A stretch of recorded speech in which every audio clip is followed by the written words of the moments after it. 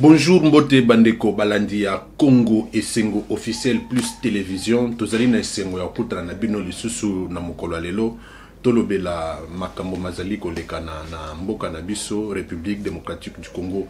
Un grand plaisir pour nous. Vous savez, Congo Esengo officiel plus n'est pas là rien que pour l'actualité politique, sociale, sportive, je ne sais pas.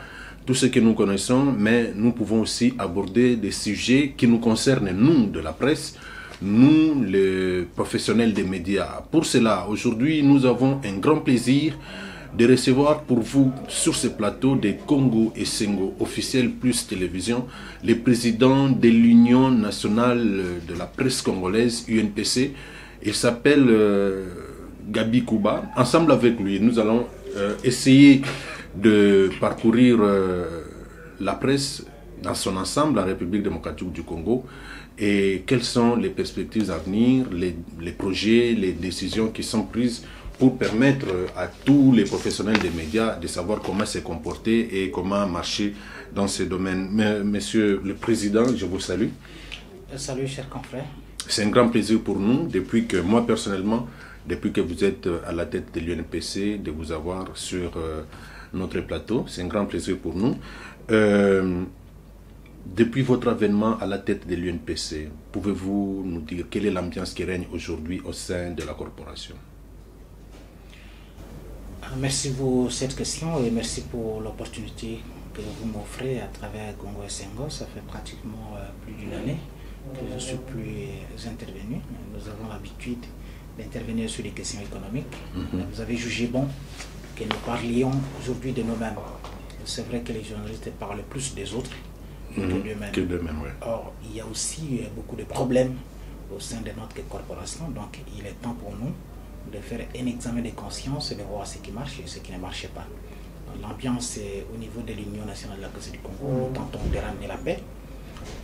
Si je suis là, c'est pour que cette paix soit effective. C'est vrai que nous avons traversé quelques zones de turbulences avec une certaine génération. Je ne peux pas dire qu'il y a eu des conflits, il y a eu plutôt des malentendus entre nos aînés.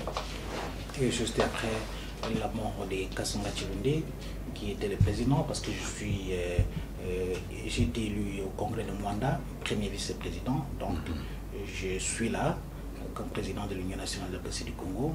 Je mets tout le monde ensemble pour que nous regardions dans la même direction. Ce qui nous unit, plus noble et plus fort que ce qui peut nous séparer. Si l'objectif est de redorer le blason de notre corporation, nous pouvons avoir certaines divergences, comme dans toutes les sociétés démocratiques. Je crois que le plus important pour nous, c'est d'avoir un objectif commun. Qu'est-ce qu'il faut faire pour corriger les faiblesses et les maux qui rongent notre corporation pour que nous avancions ensemble. Redorer les blasons de la corporation, c'est bien dit. Vous avez évoqué ici aussi les malentendus qu'il y a existé entre les générations. À ce jour, en tant que président de l'UNPC, quelle différence vous faites dans la manière de traiter les informations, bien sûr, entre l'ancienne génération et la génération actuelle? Bon, ce qui est d'abord concernant l'information, moi je veux dire que non, moi je ne peux pas être héritier d'un conflit dont je ne suis pas l'auteur. Il est de mon devoir d'aller vers les uns les autres et aller chercher des informations, des voies de sortie, des crises, s'il y en a, des projets du passé, tout comme les projets que nous pouvons concevoir dans l'avenir. Vous voyez, nous avons aujourd'hui pratiquement, à moins que je me trompe, trois anciens présidents de l'Union nationale de la presse du Congo, et conformément à nos statuts, ce sont des membres importants, des membres d'honneur de notre corporation. Donc je peux citer l'honorable Elvis Moutiri Wabachara. Je peux citer le PDG Stéphane Kitutu Oliantoua. Je peux citer Chantal Kanyembo, mais il y a aussi Kabi Apindi Passé. Je peux citer tant d'autres, voilà, nous avons au moins 4, et tant d'autres qui ont dirigé l'Union nationale de la presse du Congo. Donc il est de mon devoir d'aller vers ceux-là, demander un conseil, solliciter une proposition, solliciter, par exemple, un projet qu'ils avaient conçu dans le passé, voir, par exemple, qu'est-ce que moi je peux faire aujourd'hui, à l'heure actuelle. Les traitements de l'information, pour revenir à votre question, donc, moi, en toute humilité, j'ai beaucoup à apprendre auprès de ces aînés. Okay. Mais eux aussi, ils nous doivent du respect parce que les temps passent. Donc, il y a un temps pour tout. Ils ont dirigé et beaucoup d'entre eux estiment que le temps est venu, comme l'a fait aussi Gaston Tachilonde qui disait qu'il était temps de coaliser avec les jeunes, donc faire une sorte de synergie, créer une synergie entre les anciens et les jeunes pour la bonne marche de notre corporation. Concernant le traitement de l'information, il y a à manger à boire. Hein. C'est vrai que c'est un verre à moitié vide et à moitié plein. Les gens peuvent dire que non, à l'époque, c'était le traitement de l'information orienté vers les partis États. Puis, il n'y avait pas non plus assez de médias comme aujourd'hui. Donc, aujourd'hui, l'avènement de plusieurs médias, les médias classiques, et puis les nouveaux médias aujourd'hui, nous donnent une diversité d'informations. Les traitements restent les mêmes. Même à l'époque, ce n'est pas que tous étaient comme dans une église où les pasteurs disaient Alléluia, Amen. Amen. Non, chacun avait son angle, chacun abordait l'information selon les principes journalistiques de base, mais on restait, c'est que ce soit les uns et les autres, je n'entrais pas dans ces jeux. Est-ce que c'est l'ancienne génération qui faisait mieux le travail? Est-ce que c'est l'actuelle génération qui les fait aujourd'hui mieux? Tout ce que j'ai dit, tout simplement, les commentaires sont libres, les faits sont sacrés. Donc, restons, que ce soit l'ancienne génération, que ce soit l'actuelle génération, je dis tout simplement que restons factuels. C'est ce que je demande aux uns et aux autres, et à chacun de vous, au public, de juger. Moi, je ne peux pas dire que c'est tel qui a fait un bon travail à l'époque, et c'est tel autre qui le fait pas mal. Notre travail est là, et le public peut apprécier. Donc, quand un journaliste fait son travail, il ne le fait pas pour lui-même. Il le fait pour la société. Il est l'œil et l'oreille de la société. Oui. Aux autres de juger. En tout cas, nous allons revenir certainement sur cette question un peu plus loin dans notre émission. L'actualité, au moins dans notre secteur, c'est l'assassinat lâche de notre confrère à Butembo. Et moi, personnellement, je vous avais suivi à travers quelques radios qui émettent dans la ville de Kinshasa. En dehors de votre réaction sur ces ondes, dans certaines radios, où est-ce que nous en sommes à ce jour? Oh oui, ce n'est pas à Butembo, mais c'est plutôt à Mambasa. À Mambasa. À Lemba, c'est Joël Mumbere Moussavouli, qui est le dernier journaliste qui est assassiné. Mais bien avant, une semaine auparavant, un autre journaliste, Héritier Mayagane, a été aussi assassiné à Rutshuru, au Nord Kivu. Mambasa, c'est en Ituri.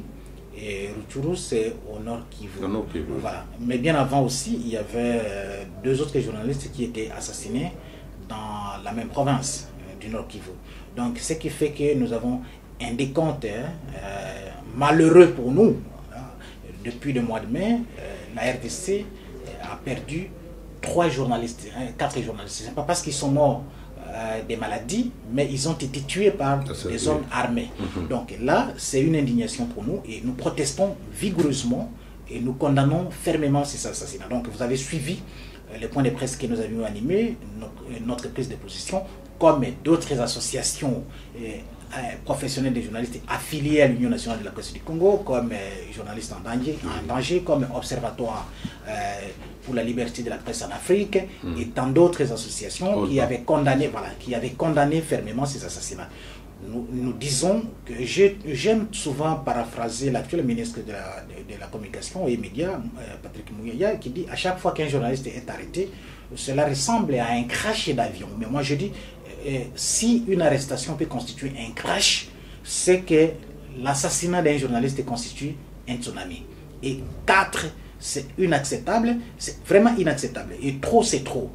Donc la RDC ne peut pas être classée comme un pays rouge pour l'exercice de la liberté de la presse. Jamais dans l'histoire de notre pays, on a perdu en l'espace de 3 mois 4 journalistes. Ce n'est pas parce qu'ils sont morts des maladies, mais c'est parce qu'ils ont été assassinés par des hommes armés. Mais on sait que l'Est du pays, c'est une zone en proie à l'insécurité depuis plus des 20 ans pratiquement.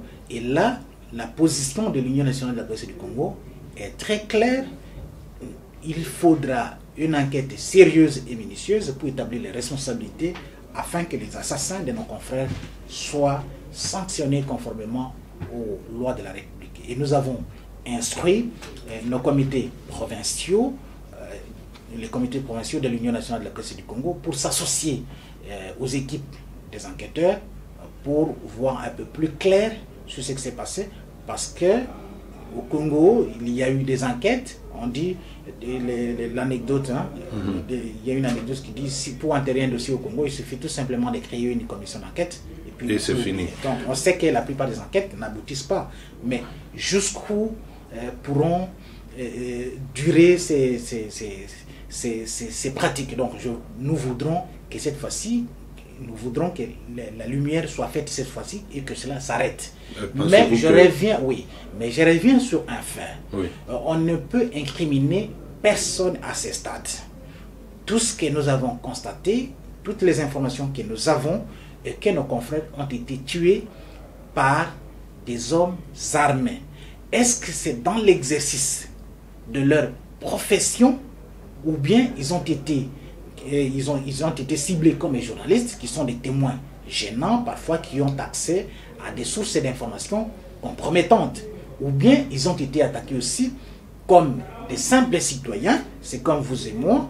Ici, dans votre quartier, on peut vous ravir votre téléphone la nuit par des gangsters. Vous pouvez rencontrer des hommes en uniforme qui sont des brebis galeuses, mais ça ne veut pas dire que c'est dans l'exercice de votre liberté, de votre métier de journaliste, parce que tout citoyen peut s'exposer également à ce genre d'attaques. Donc, seules des enquêtes sérieuses peuvent déterminer les circonstances dans lesquelles nos confrères ont été assassinés. En attendant les enquêtes, prenons le cas du dernier assassinat. Les informations que moi j'ai à ma possession, c'est que notre confrère était menacé, sérieusement menacé, notamment sur le fait qu'il abordait trop les questions sur l'état de siège dans cette partie du pays. Ça c'est de un. De deux, peut-on dire, vous venez vous-même d'évoquer que la RDC ne peut pas être une zone rouge pour les journalistes, mais prenons, pour la liberté d'expression bien sûr, prenons les cas de l'Est. Est-ce qu'aujourd'hui, avec toutes les informations que vous avez, c'est facile pour les journalistes de mener à bien leur travail dans cette partie du pays? Mais d'abord, pour tout le monde, personne ne peut mener ses activités en toute tranquillité aujourd'hui dans la partie est du pays. Même les commerçants également, les hommes d'affaires, ils subissent le même sort que nous. Les cultivateurs, c'est chaque jour qu'on les égorge dans l'est du pays. Et donc, les militaires eux-mêmes qui sont au front pour nous défendre, et tous les autres agents des services de sécurité, ils subissent le même sort que tout le monde. Donc, personne n'est à l'abri de cette insécurité. D'où nous devons tous conjuguer des efforts pour que cela s'arrête. Et rappelez-vous que le président Tshisekedi a demandé l'accompagnement des médias lorsqu'il avait décrété l'état de siège dans les deux provinces du Nord Kivu. Mais lorsque les militaires eux-mêmes, les policiers, ceux qui sont censés sécuriser font l'objet des attaques, que dire alors des journalistes qui sont des civils sans moyens de défense face aux groupes armés? Ainsi traite-t-on du bois vert. Que dira-t-on du bois sec? C'est ce que je veux dire. Alors, concernant les informations, concernant le dernier cas de l'assassinat de notre confrère Joël Moussavili, je peux vous dire que les informations que nous avons, c'est vrai que nous avons des informations éparses. C'est pourquoi j'ai dit, seule une enquête peut déterminer les circonstances. Je ne nie pas, je ne confirme pas, je n'infirme pas non plus tout ce que chacun de nous peut avoir comme information, parce que ça peut constituer des pistes pour les enquêteurs. Okay. Mais dire qu'il relayait les informations sur l'état de siège, qu'est-ce que ça veut dire exactement? Est-ce qu'il était contre que l'État, dans son travail, dans l'exercice de son travail, est-ce qu'il accompagnait l'état de siège? Et est-ce qu'il était pris à partie par les bandes armées que le gouvernement légal est censé combattre?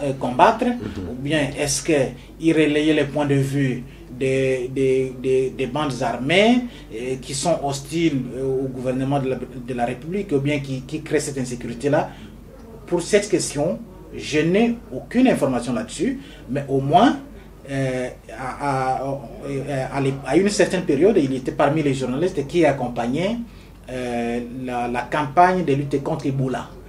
Et il il y avait des informations, des très fausses informations distillées contre les communautés, selon lesquelles si les gens se faisaient vacciner contre Ebola, ils deviendraient stériles, il y aurait des problèmes d'impuissance sexuelle. Et lui, en tant que journaliste qui faisait ce travail de sensibilisation, était parfois mal vu par certaines communautés à cause de ces informations que les gens avaient.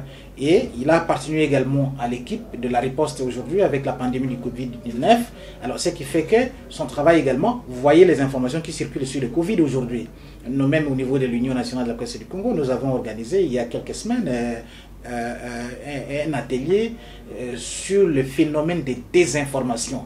Alors, quand il revient encore pour faire presque le même travail, vous voyez, avec toutes les résistances sur la vaccination, est-ce que la pandémie du Covid existe ou elle n'existe pas, les gens sont toujours dubitatifs. Mais il y a aussi ce problème des groupes armés, parce que certains disent qu'il était réellement menacé. Bon, il était menacé par qui? Est-ce qu'il s'est plaint auprès des autorités compétentes? Parce que quand vous êtes menacé, la moindre des choses, c'est d'aller signaler ceux qui nous gouvernent, notamment la police. Vous n'avez aucune information sur ces menaces? Voilà. Je ne connais pas personnellement la nature. Parce que moi, je travaille avec nos comités. Nous avons un comité, voilà, nos sections provinciales qui sont sur place. Je ne suis pas au courant de la nature des menaces qu'il aurait reçues de la part de X ou Y. Okay. Mais s'il les avait reçus, est-ce qu'il avait banalisé? Est-ce qu'il avait alerté les autorités pour qu'ils soient en sécurité? Parce que des menaces, il faut quand même les prendre au sérieux. Dans une zone de tension, ce n'est pas à négliger. Donc sur ce point, il m'est hasardeux de me prononcer là-dessus parce que je ne connais pas grand-chose. Voilà. Président Gabi, vous parlez des enquêtes. Est-ce que ces enquêtes en question ont-elles déjà commencé? Si elles ont déjà commencé, est-ce que vous avez quelques informations sur ces enquêtes? Oui, mais vous savez, la procédure judiciaire prend du temps. Les criminels, vous savez, dans une zone où vous avez du mal à localiser. Ce n'est pas comme un assassinat où on vous attaque dans votre maison et puis on peut identifier les gens facilement. Parfois, les miliciens se dispersent dans la brousse, même dans des grandes villes, c'est toujours difficile d'identifier directement l'auteur. Alors, les investigations avaient déjà commencé. La police scientifique, la police criminelle, la police anti-criminelle a déjà commencé ces investigations-là et nos membres suivent attentivement. Il n'y a pas seulement que nos membres, nous avons aussi d'autres associations de la société civile. Donc les associations des droits de l'homme suivent attentivement l'évolution de ces enquêtes. Voilà, très chers téléspectateurs. Tout comme leurs maisons aussi, les maisons de presse pour lesquelles ils travaillaient, leur famille biologique aussi. Parce que nous sommes une famille professionnelle, mais il ne faut pas oublier que les journalistes qui sont tués sont ont des membres de famille. Ce sont des pères de famille, ce sont des parents, ce sont des enfants. Des gens, donc les familles aussi sont impliquées dans ces enquêtes. Vous avez compris, vous avez suivi certainement minutieusement le président de l'Union nationale de la presse congolaise, M. Gabi Kuba. Il est en train de donner sa lecture par rapport à la manière dont la presse évolue dans notre pays. Mais je voudrais qu'on aborde cette partie de l'émission en lingala pour permettre à tous ceux-là qui nous suivent, Président, vous permettez, qu'on aborde en lingala. Les loyaux, tu remarqué que les journalistes bakomi ko jouer rôle ya ba politicien na ba plateau. Binomokopé déjà bo dénoncer qui activisme politique ya ba journaliste. Okoki ko expliquer biso président botiaki ba journaliste wana en garde. Biso to yebi ke ezalaka journaliste aleki na bilili pona kopesa makanisi na ye. Mais bino botie bango en garde. Bokebisi bango, bokebisi ba journaliste wana pona nini? To kebisi bango po to moni kenzela oyo bapanzisango bazui ezanzela na bisoté. Donc nous devons faire la part des choses. L'activisme politique, ce n'est pas le journalisme. Bisoto lingi que nos politiciens basala oya bango makambo. Mais o bango basalaka. On appelle ça biso comme matière. Biso balé to commenta kango na télévision, na ba journaux na biso, na tout ça musana biso. Kasi yo nangai to ko sala musana bango te. Tout comme bango pe ba ko lingate. Mais ce que tali comportement. bizali ya bande kuna biso depuis un certain temps. Mais au moins que balongwe na mosala oya biso bakoti na mosala oya politique. Yango biso na INPC. Biso na INPC to lobi boye. Ceux qui ont sala politique vous allez libre. Hein? Ya kotika mosala oya biso. Yango to kebisi bango. Parce que la plupart d'entre eux ont eu des ennuis avec des tierces personnes. Ont eu des ennuis avec la justice. Biso to lobi boye. Un journaliste Azali Moutou Komikosa, à travers sa source d'information, nous-mêmes, il nous arrive parfois, ce chiffre que non, bon, la DGI a produit 6 milliards 500, mais 6 milliards, ça ne donne pas autre chose. Ça, c'est une faute que l'on peut corriger. Oui. Que l'on peut corriger. Un journaliste, c'est un humain qui peut se tromper. Ce qui Moutou Ndekonabiso a sali faute, na exercice et métier naïe. Une faute lié à la déontologie, lié à l'éthique. Biso to soutenir ndenge to salaka. Kasi soki ya sali musala o ya politique, ngai nazali journaliste o na soutenir kingani. Talaka comportement bandeko na biso. Il suffit que otanga kombo ya politicien moko, tu as une certaine presse derrière toi qui se ligue contre un confrère. Mais vous ne pouvez pas être un responsable. Par exemple, il y a l'État, aux gouverneurs à Kinshasa, aux bourgmestres il y a commune, aux gouverneurs il y a Équateur, aux ministres, aux mandataires d'entreprises publiques, sans vous exposer aux critiques des journalistes. Tout comme aux critiques de tout le monde. Parce que l'action que tu mènes, c'est en faveur de l'ensemble de la population. Tout le monde a le regard rivé sur vous. Tant que ça moussala, tu vas critiquer. Mais kasi kolata et kazaka oya politicien wana biso to lingite yango biso na Union nationale de la presse du Congo to lobi boye oya kokoya na mbeba en tant que politique na kati activisme nae qui se considère comme militant et parti biso to kwata te ceux qui ont la justice INPC mais non INPC azolandela bayo basala musala ya bapanzi sango. Nous défendons les journalistes. Est-ce que l'UNPC qui verba oyobino bozo? Mais oui, mais l'UNPC défend les journalistes. Nous avons un collectif d'avocats. Hein? Nous avons des journalistes, moi-même depuis que je suis là. Rien que la ville à Kinshasa, 3 bassales déjà bolok. Qui les a défendus? C'est l'Union. Les avocats de l'Union. Basala ki boloko na katia musala ou bien na activisme politique. Basali boloko na katia musala na bango. OK. A publié information, moto akei a fundi a monique non, eza yangote biso toke to défendre ba bimisie. O sali lisusu ba ke ba bimisie. O sali OK ba bimisie. Après vérification que information eza ya solo. Ah oui. Mais nous sommes un syndicat, nous sommes un groupe de pression. Oui, quoi que notre confrère fasse, nous sommes défendre bango. Na exercice ya musana bango. Mais kasi yo sali musana musu. Et là le journaliste a eu téléphone ya moto. Ou bien ozu mutu ka moto. Yo kana kana ofuta na suka sansa. Ozu mbongo ti aki afundio. Wana biso to koyete. Ezala ndenge moko lokola oyo aki asali musala ya politique. Asali musana ya journaliste te. Mais tala siko esika bato ebele bazali kokosa. Aza journaliste, alobino naza activiste, naza analyste politique. À quelle place musu? Mais oyo azo sala. Il n'y a rien. Les journalistes aussi analysent. C'est vrai que nous avons des journalistes qui sont des analystes politiques. Oui. Mais les analystes politiques que vous voyez, dans la plupart des cas, ne les sont pas du tout. Ce sont des relayeurs des informations des officines, des points de vue, pas même des informations, des officines politiques. Nous voulons que les journalistes, ceux qui ont l'ongouawa, ou qui est dans la partie politique, qui sont dans le quartier général, il y a la partie politique, l'avenue de l'enseignement à Kassako. Oui, bien sûr, tout ça, quand tu as aux informations, oui, au cours ça, on a les cambotés, qui sont en contact avec toutes les sources d'informations, avec tous les politiciens, c'est là dans Bango. Mais tu as le comportement, qu'est-ce qui fait que Yoso qui est là, aucune partie politique, Songolo, cause information, bako bingana ote. Oko kende na parti politique pakala. OK, oluki information bako bingana ote. Mais mususu akoki ko tia jamais makolonaye na parti wana te. Ponani.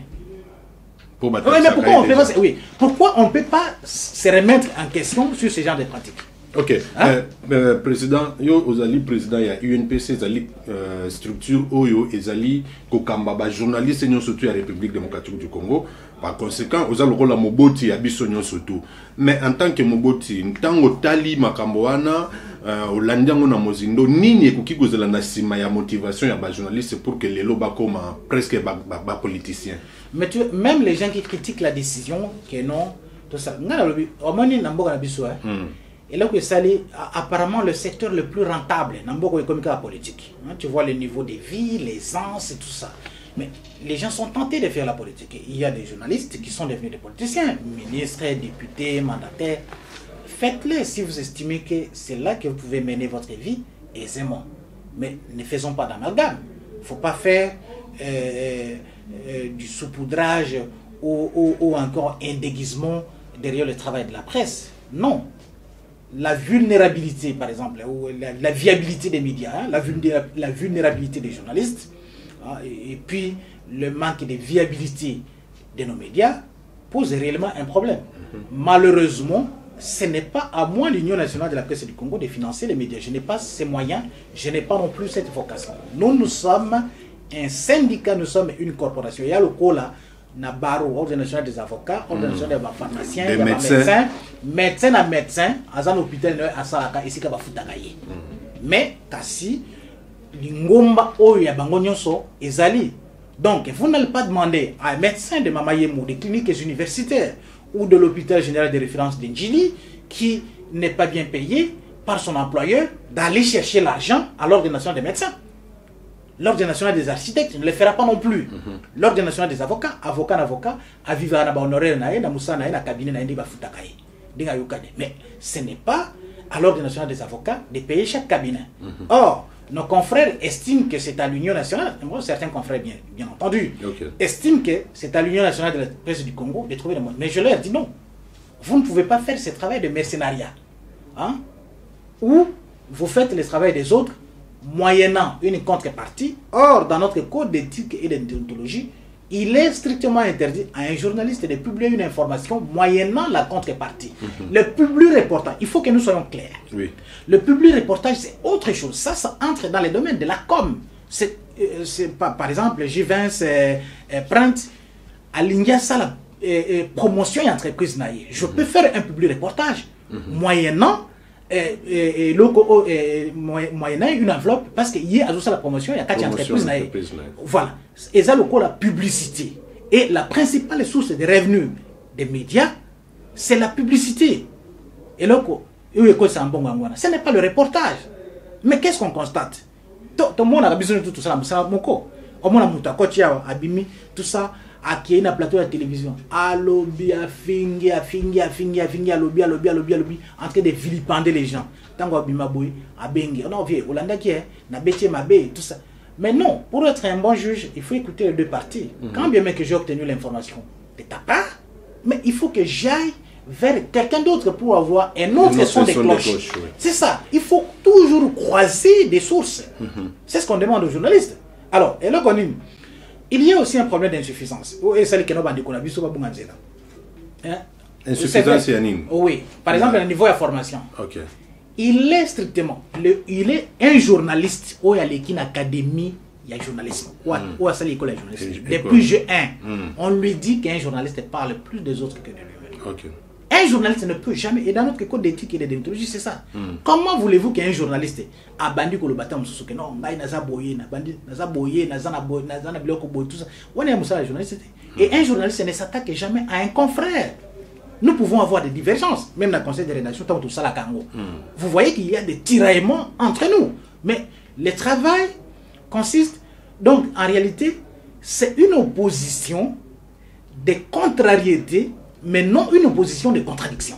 Travail dans la rédaction, c'est un peu non. Yo ce que ça y reportage. Ok, n'agita musus que non. Moni, RVE, Basombi, 20 véhicules anti-incendie, n'aéroport Anjili, n'aéroport Andolo, Yenango. Pas nécessairement yo mutu uti na reportage mutu comme papier. Attention au commis. Mutu musus a corrigé yango. Même mutu a corrigé yango. pas nécessairement celui qui va le rendre à Thier Voanaye. Voilà. Même Moutou à Thier Voanaye, ce n'est pas lui qui sera la présentation du journal. Ngaï n'a cause na don Oyo Sanango. Na cause na don Oyo Sanangote. Yo cause na Moutou soit ébu comme na katia rédaction. Mais il n'a pas une belle voix. Hein? Moussou a une belle voix. Mais il n'a pas, par exemple, un visage, le quoi bino bato à la télévision, un visage télégénique. Oh bato balingi. Pour Moutouzou Monica et Longina à la télévision, ça te donne parfois les dégoûts. Parce que ce qui fait la beauté, par exemple, d'un média, ce n'est pas seulement les fonds, mais aussi la forme. Tout ça, ça compte. Donc, Moutouna Moutou a un talent naïe. Mais travail sur quoi et ça m'a rendu un travail équipe. Or, on m'a demandé qu'on a vu ce belé. Et puis il y a beaucoup d'arrivistes dans le métier. Hein? Moutounion surtout, oh à Monique, à Rosa Moussala, oh il y a tangela clasté, allez, aïe à Koloba, oui, aïe à Koma journaliste. Et les lorsiko, le quoi là-bas média peut comme belé parce que Kala, tant que c'est botami, tout ça, il y a télé Zaï, tout ça. Télé Zaïr 90 les antennes Azap et tout ça, bah média y ah lélo. Yoko sala nayo bon pasteur Kingani TV ou kuna sali Jus télévision ou kuna sali balabala TV ou kuna radio lumière donc ce qui fait que invasion siko et continue kati il y a profession donc chaque personne peut exercer le métier donc chaque pasteur na télévision naé chaque politicien na radio naé na télévision naé na journal naé donc mutu alors ce qui fait que les principes basiques il y a un journalisme, ce n'est plus respecté. Parce que les gens n'ont pas le même esprit, on n'a pas la même formation, on n'a pas le même entendement, et il y a beaucoup de gens, beaucoup de journalistes qui n'ont jamais lu les codes d'éthique et de déontologie. Jamais, ils ne l'ont jamais lu. Donc, il y a ça oh, il y a Yebi, Nakati Yamutunaye, mais il ne comprend pas qu'un journaliste a eu ça la beauté pour Ayebi Angote. Ça, c'est un problème d'ignorance. Mais aussi, dans l'académie, même au Bassalé, dans l'objectif au Bassalé, parce qu'il faut que nous soyons clairs. Il y a aussi des gens qui... Moi, j'ai fait le journalisme, mais il y a des gens qui n'ont pas fait le journalisme. Je ne peux pas dire que je suis mieux que ceux-là. Il y a d'excellents journalistes qui sont sortis des facultés de droit, pharmacie, médecine, économie, et qui sont mieux d'ailleurs que nous. Ngaï, humblement, je ne peux même pas m'approcher. Il y a na cheville et Batouana, Obasala, journalisme. Mais on vous oblige, la loi vous oblige à faire un stage de 2 ans pour Ozala. Donc c'est que les autres ne font pas. Combien de gens font aujourd'hui les stages? Voilà,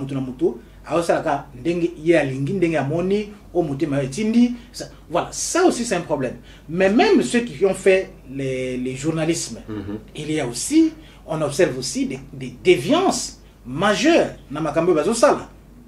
Hein? Au tal le même. Oh il y a tanga qui vraiment ou utaki na école de journalisme c'est ce qu'il avait appris. Ça c'est aussi un problème. Mais nous au niveau de l'Union nous disons non parce que là la responsabilité c'est vrai et la nôtre mais elle est largement partagée. Il faut voir quel est le secteur qui marche mieux aujourd'hui en RDC. Regardez hein? Quel est le secteur qui marche mieux parce que si on dit bon dans la presse ça ne marche pas. Mais regardez, je ne voudrais même pas léser, choquer des consciences. Mais quand vous regardez par exemple certains services de l'État, le recrutement, la manière dont ça s'est fait, tu regardes, celui qui exerce la tâche n'a pas le profil qu'il faut. Et il n'est pas qualifié. Mais il est fait. Il est fait. Quel est le résultat que ça donne? Échec. Alors, c'est pareil également. Parce que les médias s'inscrivent aussi dans une dynamique socio-économique d'un pays. Hein? Les maisons de presse, on les appelle les entreprises. Les entreprises. Oui, mais les entreprises, nous avons tout un syndicat, une corporation qui regroupe les entreprises. Vous avez la FEC, hein, vous avez d'autres comme la Fédération des petites et moyennes entreprises du Congo et d'autres corporations. Donnez-moi 2 ou 3 noms des entreprises de presse qui sont membres de la Fédération des entreprises du Congo. Mais nos patrons de presse, on les appelle des patrons de presse. Mais un patron, un bongo, un travailleur naïe. Combien de journalistes ont des contrats de travail dans les entreprises de presse? Ces entreprises ne sont que des noms. Donc ça aussi c'est un problème économique qui n'est pas nécessairement lié à l'exercice du métier. C'est logique.